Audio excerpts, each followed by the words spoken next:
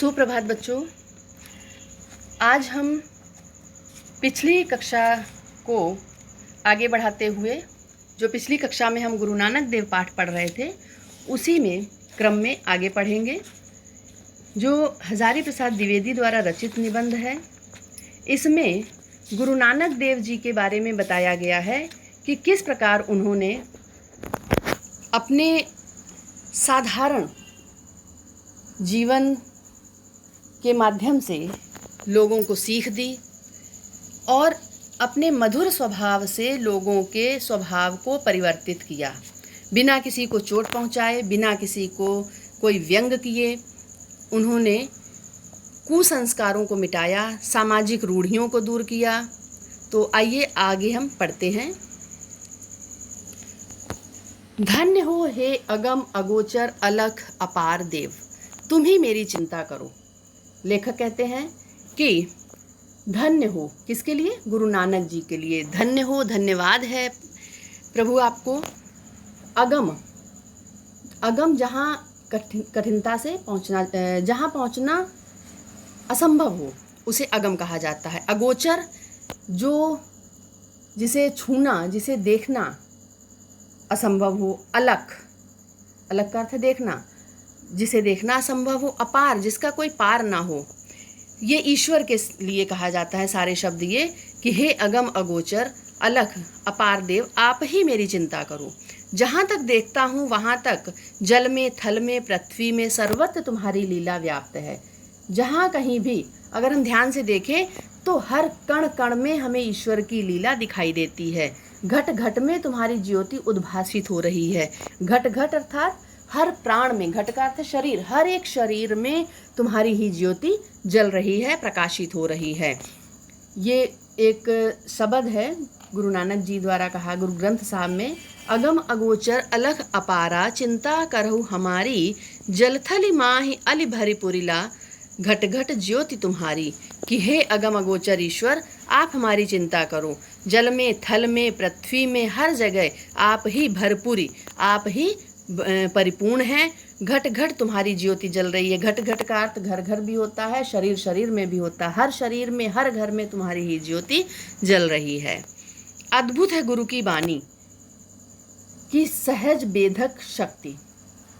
लेखक कहते हैं कि गुरु की जो वाणी, गुरु की वाणी जो है उसकी सहज बेधक, बड़ी आसानी से बेधने वाली, लोगों के हृदय को चीर देने वाली, लोगों के हृदय में अपनी छाप छोड़ने वाली शक्ति।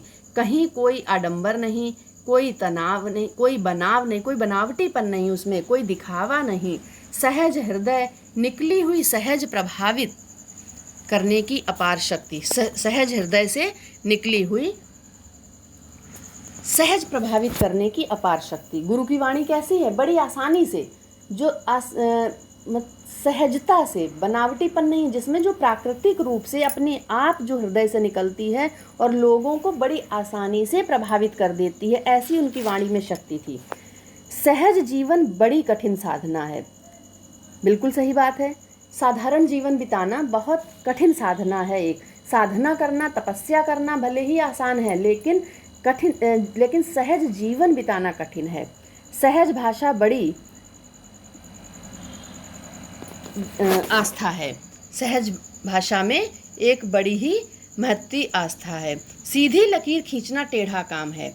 सीधी लकीर खींचना टेढ़ा काम है। सीधी लकीर का अर्थात जो एक सीधे रास्ता मिल जाए हमें कहीं, ऐसा बहुत ही मुश्किल काम है कि बना बनाया रास्ता कहीं सीधा मिल जाए, हमारे जीवन में कोई कष्ट ना आए, कोई तनाव ना हो, हम सीधे चलते चले जाएं। गुरु का अनाडंबर सहज धर्म ऐसे ही सहज वाणी से प्रचारित हो सकता था। कितनी अद्भुत निराभिमान शैली है। कहीं भी पांडित्य का दुर्धर भोज नहीं। दुर्धर, कठिन। पांडित्य अर्थात जो जबरदस्ती का, एक विद्वता का बोझ अपने ऊपर एक लादे रहते हैं, दिखावा करते हैं जो विद्वान होने का, ऐसे लोगों के लिए। फिर पंडितों को आंदोलित करने वाली यह वाणी धन्य है। कोई पढ़ता सहसा कीर्ता, कोई पढ़े पुराना, कोई नाम जपे जपमाली, लागे तिसे धियाना। क्या कहते हैं गुरु नानक जी कि कोई ग्रंथ पढ़ता फिरता है, कोई पुराण पढ़ता है, कोई नाम जप रहा है, जप बैठे माला जपता है, और कोई भजन करने जपमाली लगे तिसे ध्याना, ध्यान लगाकर बैठा है। और अबहों कबही किछु ना जाना, अबही कबही किछु ना जाना, तेरा एको नाम पहचाना। तुम्हारे नाम को नहीं पहचान पाते लोग, उसका तत्व नहीं समझ पाते, बस जपते हैं माला लेकर। और अबही कबही, अब है कब है अर्थात कब कहाँ कैसे ईश्वर मिलेगा ये नहीं पता। ना जाना हर एक मेरी कंवण गली, हम मूरख अज्ञान शरण प्रभु तेरी, कोई कृपा राखो लाज मेरी, मेरी लाज पते। कि हम मूर्ख हैं, अज्ञानी हैं, हे प्रभु तुम्हारी शरण में हैं, आप कृपा करके मेरी लाज रख लीजिए। ऐसी मीठी निरअहंकारी सीधी वाणी गुरु से वाणी से गुरु ने भटकती जनता को उसका लक्ष्य बताया। ऐसी ही मीठी वाणी के द्वारा गुरु ने भटकते हुई जो विचारों से भटक चुकी थी जनता, उसे उसका लक्ष्य बताया। आज विद्वान चकित हैं, पंडित अचरज में हैं, कितनी बड़ी ताकत और कैसा निरीह रूप।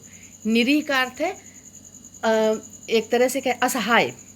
कितनी बड़ी ताकत और कैसा निरीह रूप। कालिदास ने ठीक ही कहा था, ध्रुवम वपु कांचन पदम अधर्मपि यान मृदु प्रकृत्या च ससारमेव च। अर्थात जो रूप से स्वर्ण कमल के समान होता है, जो रूप से सोने के कमल के समान, निश्चय ही वह स्वभाव से कोमल होता है, लेकिन सारवान भी होता है। गुरु नानक ऐसे ही कांचन पदधर्मी मानव थे। कांचन पदधर्मी, सोने के समान, स्वर्ण कमल के समान। मृदु प्रकृत्या च ससारमेव च। मृदु प्रकृत्या स्वभाव से मधुर और सार युक्त भी, सार भी था उनमें। किसी लकीर को मिटाए बिना छोटी बना देने का उपाय है बड़ी लकीर खींच देना। अगर हमें किसी लकीर को मिटाए बिना उसे छोटा करना है तो उसके बराबर हम बड़ी लकीर खींच देंगे। कहने का मतलब ये है कि अगर हमें किसी की बात को, अगर हम चाहते हैं कि बिना वाद विवाद किए हम उसकी बात को गलत साबित करें, तो हमें उसके सामने वास्तविक सत्य को उजागर करना होगा। क्षुद्र अहमिकाओं और अर्थहीन संकीर्णताओं की क्षुद्रता सिद्ध करने के लिए तर्क और शास्त्रार्थ का मार्ग कदाचित ठीक नहीं।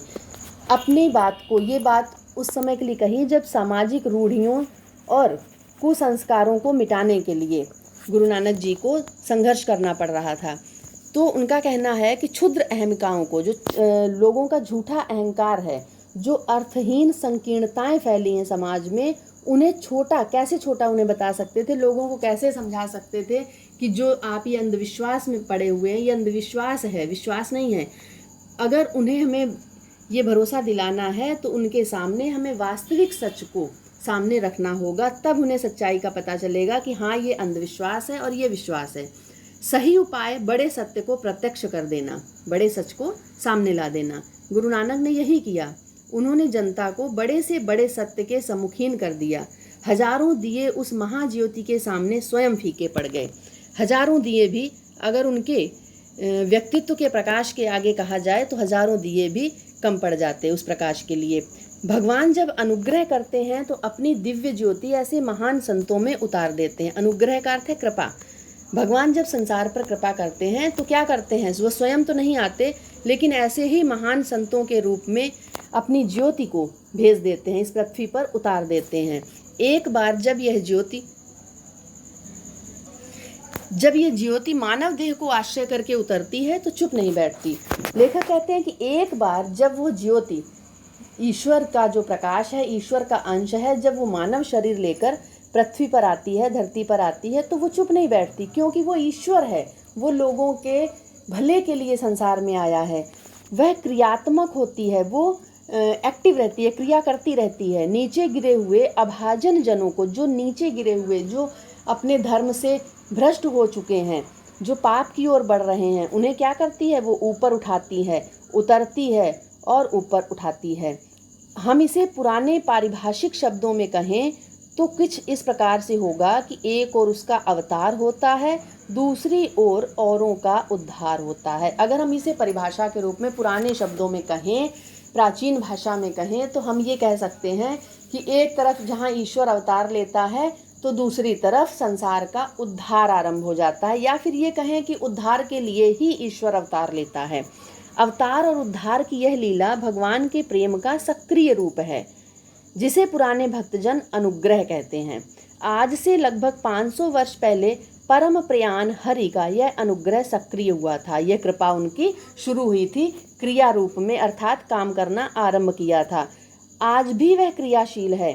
आज कदाचित गुरु की वाणी की सबसे अधिक तीव्र आवश्यकता अनुभूत हो रही है। बिल्कुल सही बात है। आज के समय में हमें गुरु की वाणी की, गुरु की शिक्षाओं की, उनकी सीख की अत्यंत आवश्यकता है। उन समाज सुधारों की आज आवश्यकता फिर से है। उन संस्कारों की फिर से आवश्यकता है। उन रूढ़ियों को, जो पुरानी रूढ़ियां हैं, जो लोगों में आपसी मतभेद आ गए हैं, जाति के नाम पर, धर्म के नाम पर, संप्रदाय के नाम पर, फिर से उनको तोड़ने की आवश्यकता है। फिर से ईश्वर को शायद किसी रूप में अवतार लेने की आवश्यकता है।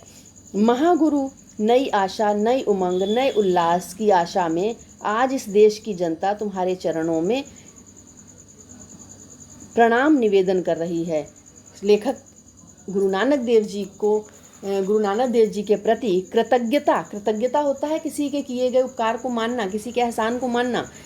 प्रार्थना करते हैं, कहते हैं कि हे गुरुदेव, नई आशा के साथ, नई उमंग के साथ कि फिर कुछ नया होगा, नए उल्लास की फिर आशा रखते हुए हम नहीं, पूरे देश की जनता आपके चरणों में प्रणाम निवेदन कर रही है। आशा की ज्योति विकीर्ण करो, फिर से संसार में आशा की ज्योति फैलाओ। विकीर्ण करो का अर्थ है फैलाओ। मैत्री और प्रीति की स्निग्ध धारा से आप्लावित करो, फिर से संसार को मित्रता और प्रेम की धारा से भिगो दो।